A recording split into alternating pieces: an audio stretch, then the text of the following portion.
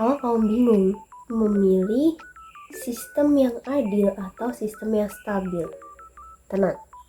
Ada yang mencoba untuk menggabungkan antara keduanya, yaitu sistem pemilu campuran atau mixed system.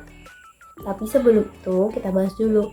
Sistem pemilu campuran adalah gabungan dari dua sistem utama, yaitu majoritarian dan juga proporsional. Di mana majoritarian adalah suara terbanyak yang menang dan proporsional yaitu kursi dibagi sesuai dengan proporsi suara partai. Campuran proporsional dan juga campuran paralel.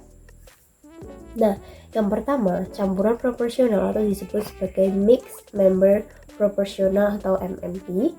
Dalam sistem ini, pemilih mendapatkan dua suara.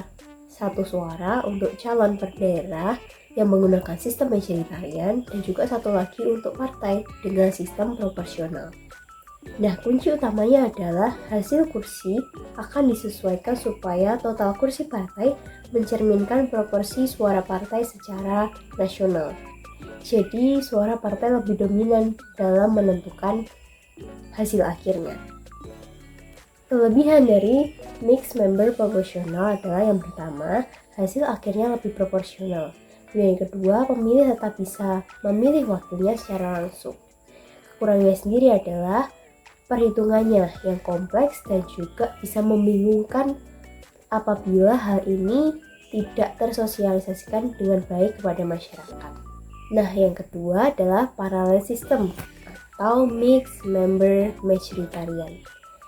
Pemilih juga mendapatkan dua suara dalam sistem ini untuk calon di distrik daerah atau daerah pilihan dan untuk partai. Tapi bedanya, hasil dari dua suara ini dihitung terpisah dan tidak saling menyesuaikan. Artinya, kursi dari sistem dapil diberikan terlebih dahulu, lalu kursi dari sistem proporsional ditambahkan di luar itu. Tidak ada koreksi untuk mencapai proporsionalitas dalam sistem paralel ini. Misalnya, partai B menang besar di dapil, lalu ia juga dapat suara tinggi di daftar partai. Nah, maka partai B ini akan mendapatkan kursi lebih banyak dari proporsi normalnya. Kelebihan dari sistem ini lebih sederhana dan mudah dihitung, dan juga bisa memperkuat partai besar. Namun kekurangannya, sistem ini kurang adil untuk partai kecil dan juga bisa menghasilkan hasil yang sangat tidak proporsional.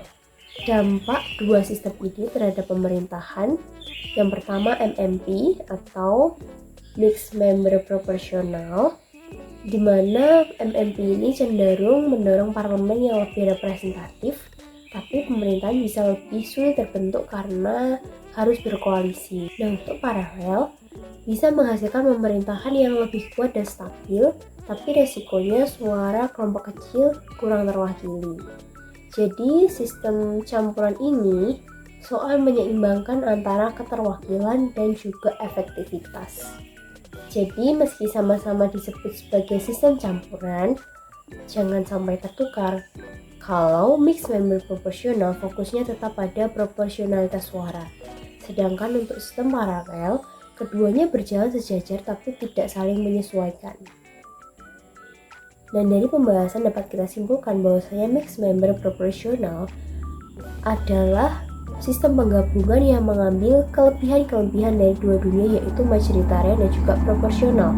Sedangkan sebaliknya untuk sistem paralel adalah penggabungan dari keburukan-keburukan atau kekurangan-kekurangan dari sistem majoritarian dan juga proporsional.